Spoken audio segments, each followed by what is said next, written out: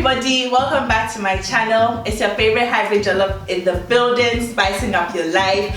And I'm here with some I don't know how to describe them. Wonderful. People. Amazing. Let's start with it. It's okay. It's okay. It's okay. We have a working thesaurus, so it's fine. It's alright. So everybody's going to introduce themselves. Yeah, my name is Dr. Ikechukwu Ogu. One of a member now, as we like to call it, from Nigeria. Are you done? Yeah, of course. Okay, Joy. And I'm Joy Atipo Omokai Ochua from Nigeria. Why must we shake it there? Mama said the call will be by JK.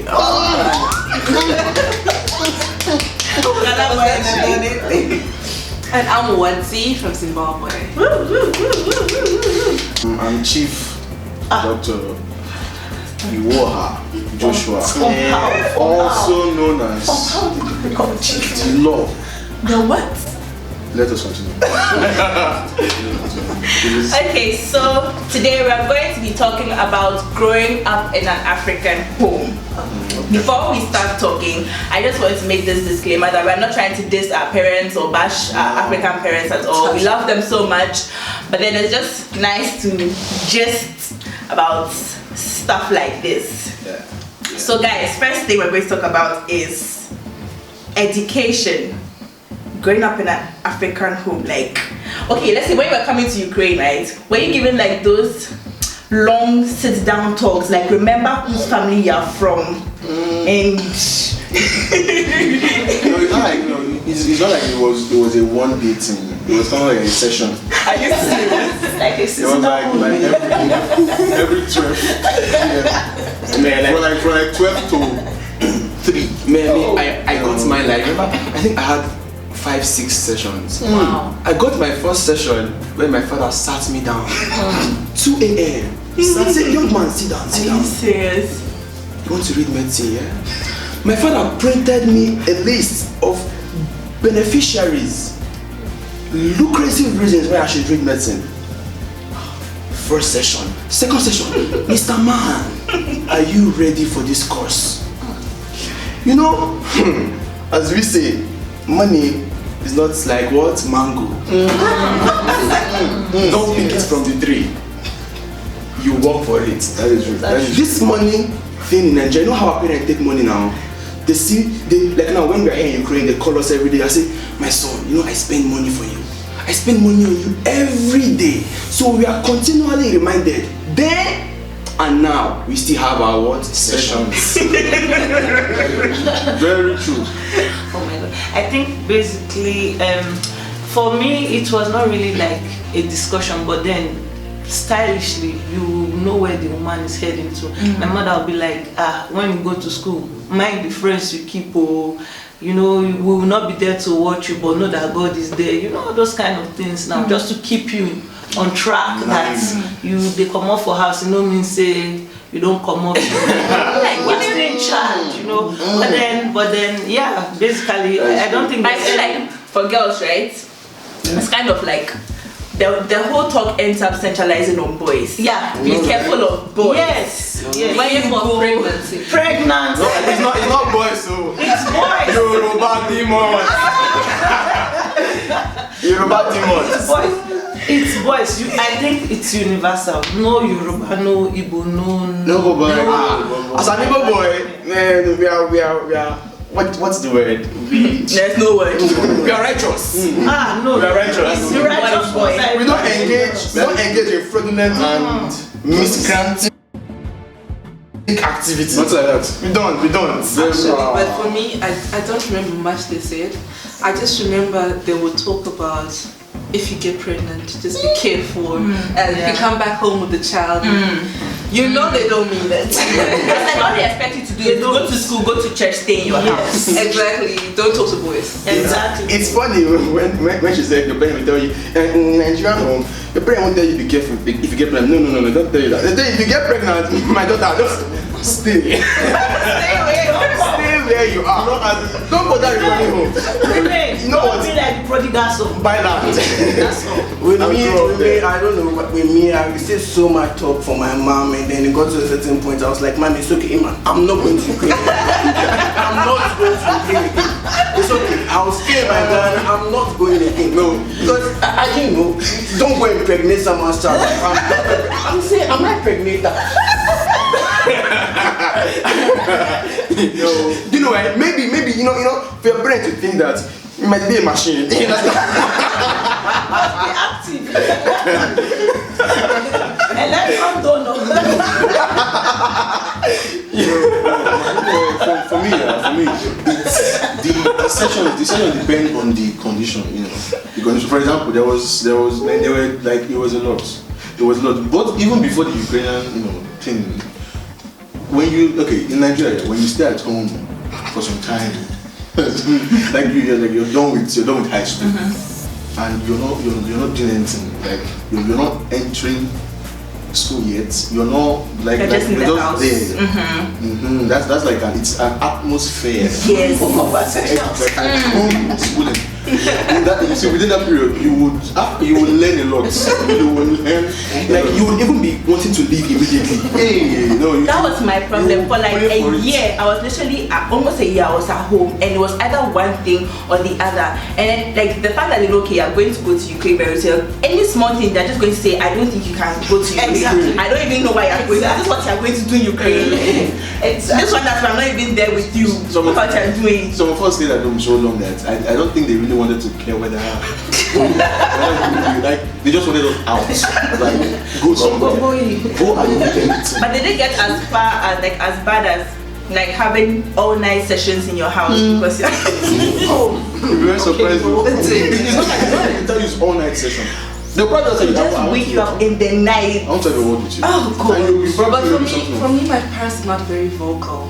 So they'll find maybe a friend or an aunt to always come and advise you on certain things. Man, that is severe. That is what they call severity. It gets really bad because they tell you the same thing all the time.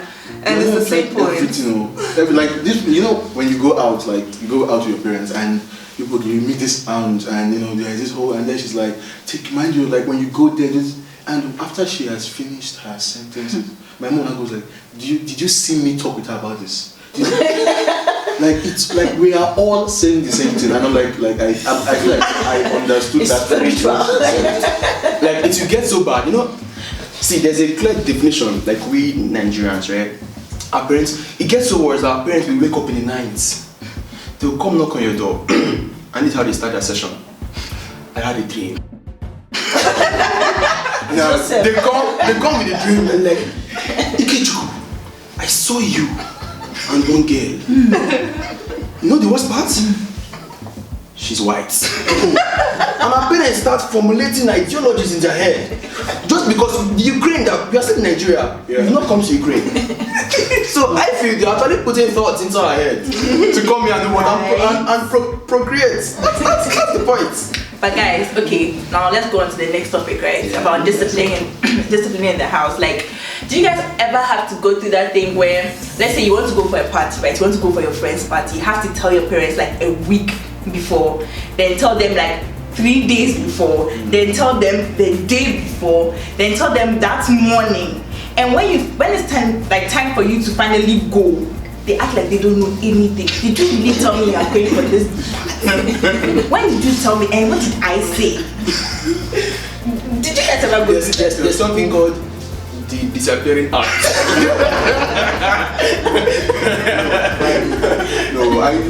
For me, I think it's some people are fortunate enough to have parents that you can give those whole 1 week, 2 months notice, 1 month notice, 1 week notice.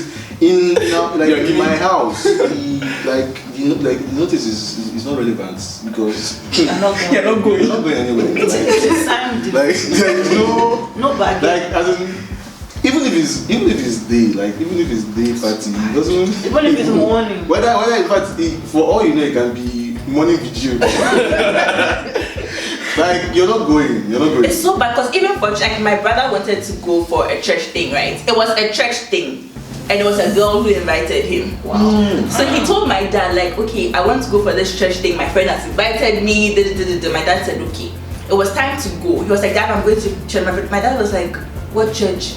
Who is the girl? Who are her parents? What are you going to do at this church this day? Okay, what is it about? What church is it? My brother answered everything. My dad was like, okay, I'll go with you.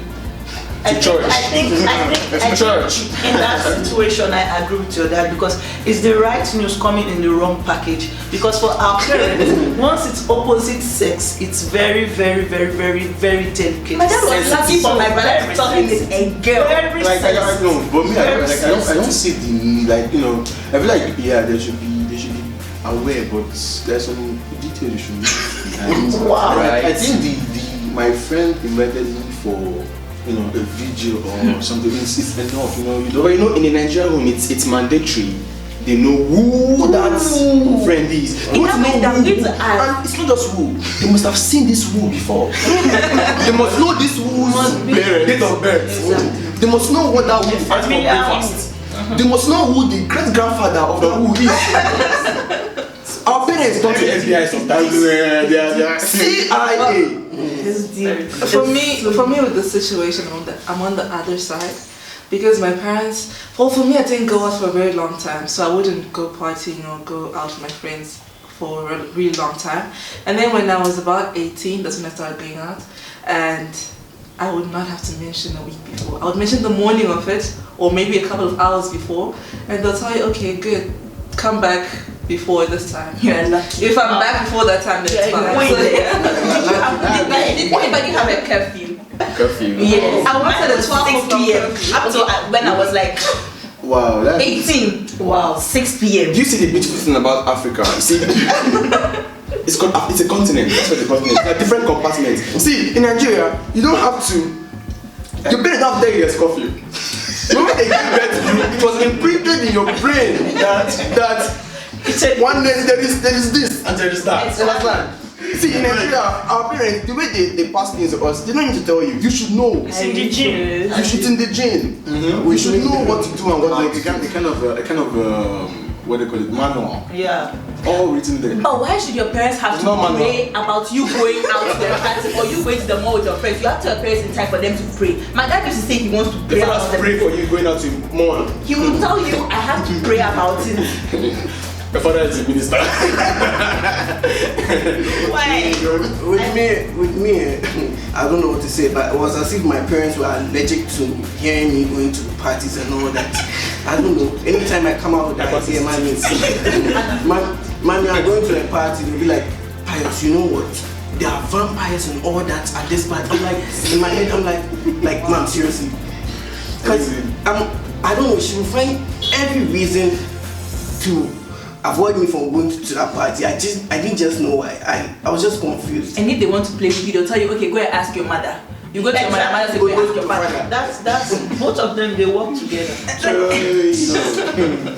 But it's love. It's love. No, and then they will say what I see sitting. You can't see standing. Please. It's experience. But I don't know, because in those days, with the parties, during the parties, but I think we are talking about the explicitity of the parties then and the parties now. The parties now. So I think when your parents meant vampires, maybe really they're vampires. Because you can't know what when they say what they can see sitting down, you can't see standing up, because they've seen. I don't like climb up to see what my brother, you don't have that yet. Did you guys ever have to like lie about friends' names? Like, okay, you're going to see a girl, but you lie that I'm going to. Okay, let's say you're going to see Joy, and you lie to your father, I'm going to see Joshua. Or I'm going to see. Did you have those particular friends? Like, you know those friends your parents already know. Yeah. So yeah, that people areas. If you just say their name, it's fine. No, okay, I personally, I didn't. Okay, while growing up, I didn't have many friends. But then I had other guys. So like I studied my parents long enough that I already created an avenue. For example, I've been going to church, like way too frequent. for meetings, this, that. And to the point that they no longer ask me, like, when they just see the way I'm dressed and where I'm going, they just assume. You are going to church. Now, in those moments, there's no cause to lie at all. Not just after this, go out and come back the same time the church used to go to. Anyway, that situation, lying to see a woman. Okay, first of all, let us even bring the context of relationships. Yes. In an African home, relationship is what? Null and void. Completely nullified. You don't even think it. If they know that, like if they dream that they, no, your parents did not see you and a woman, they saw a woman in the dream. Yes. They connected. Or they see your friend. You can imagine. Or they see your friend outside. sorry. Wait. In my home,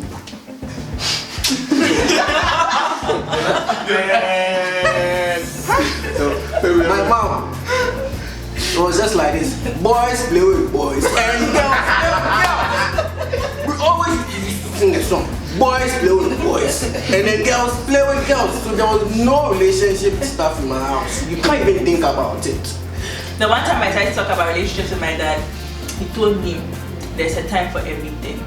A time to play, a time to work, a time to eat, a time not to eat, a time to wake, a time to sleep, a time to date, and a time to be single. And that's what he says every single time you try to bring up that topic with him. Every single. My mom is cool about like relationships and stuff, but my dad, don't. I think my mom is kind of, I wouldn't say paranoid, but it falls in that line because then she gave one example. She was like, because I asked her, I was like, okay, what if you're just dating, just have a girlfriend? It's not like people are doing anything. And she was like, the devil that brought both of you together has a plan. The devil has a plan that both of you have what church minds, but the devil that he's walking an angle. No, she was paranoid. She was, not paranoid. Was it like a taboo to bring like people of the opposite sex to your house? Yes. It's not even a taboo. Like, I think there's a way for that thing. There's a better way for that thing. it is an abomination. You don't break. Man, even if she's your cousin, even if she's an extended family, you don't bring a feminine being in the home. You don't do that because if Nigerian parents, they don't see the sense. If they sense it, and they smell her from afar, like from outside, inside the house. She can't even enter the gates. They know a woman is coming inside. I think for me it's different because my brother was allowed to do a lot more than I was allowed to. Like my mom could ask me maybe nudge me and say, what's the name of this one today? Like they didn't really care. I brought a friend one time. He didn't even come in, he was outside. And my dad came out, told him to go away, and I got the longest lecture I've gotten about boys. And I think it's African nature to like initially play with the boy and like they play with the boy. That's true because even my siblings, right, things that they get away from doing at this age, I never used to get away from doing at like when I was their age and stuff. For me, it was so hard for me to bring like people of the opposite sex. It always had to be girls. So if there's a boy is coming, he has to come with like 4 girls. Then it would just. Do you know why? I think I have an answer to that reason. The main reason why your parents are afraid is that they don't want grandchildren like that. Nigerian home, you have 4 children, eh? Your parents were not stupid, they didn't born 5. If they wanted a 5th children, they would have created 1. So you went, and it's women that carry the main responsibility when she gets pregnant. Most time the man doesn't get involved.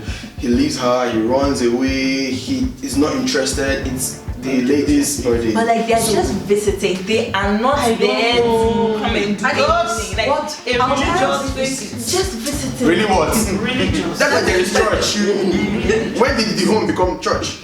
Okay. And then they got to the point Okay, where my fine. dad. I understand that they're saying it opens the door for many other things.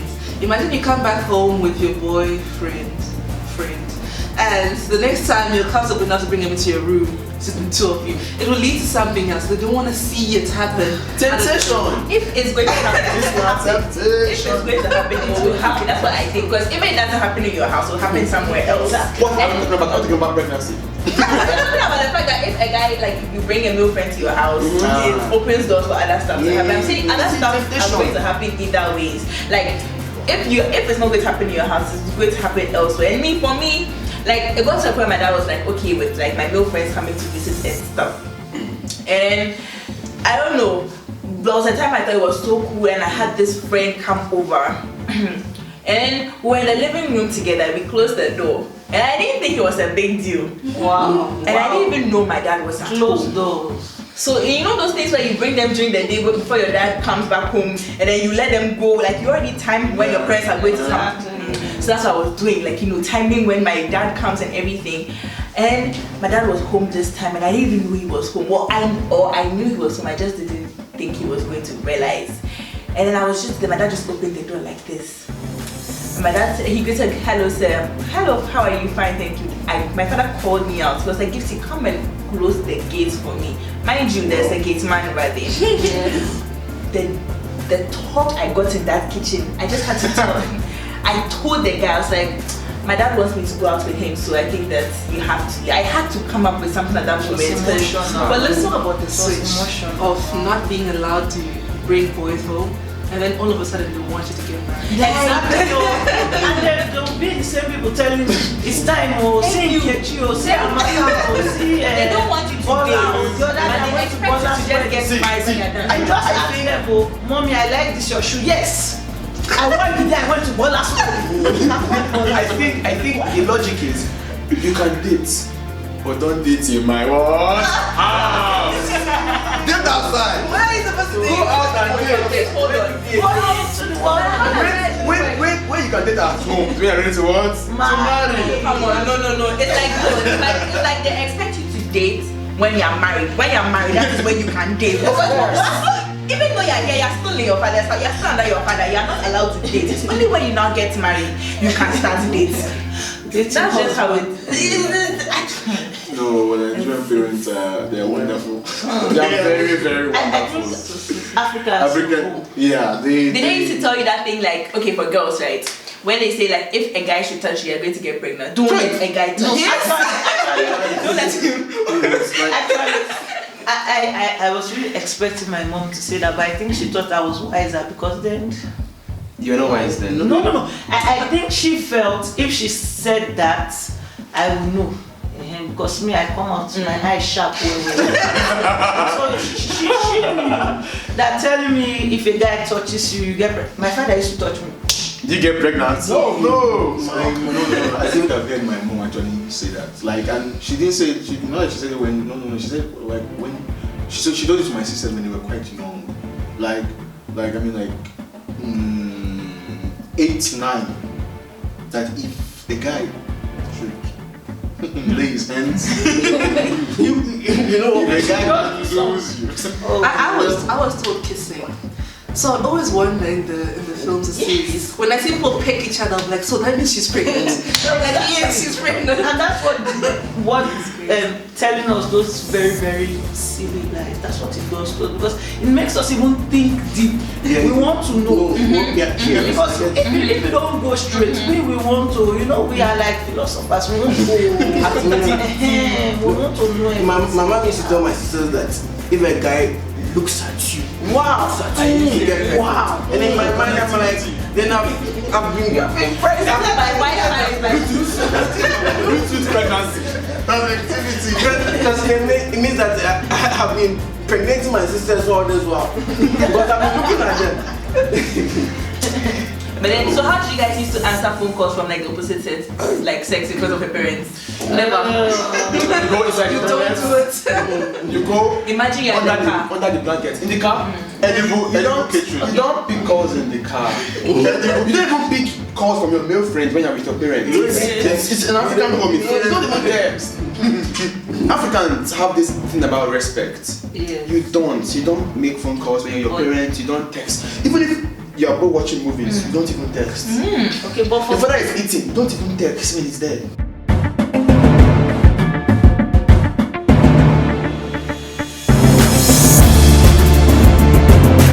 Can we cut that part, please?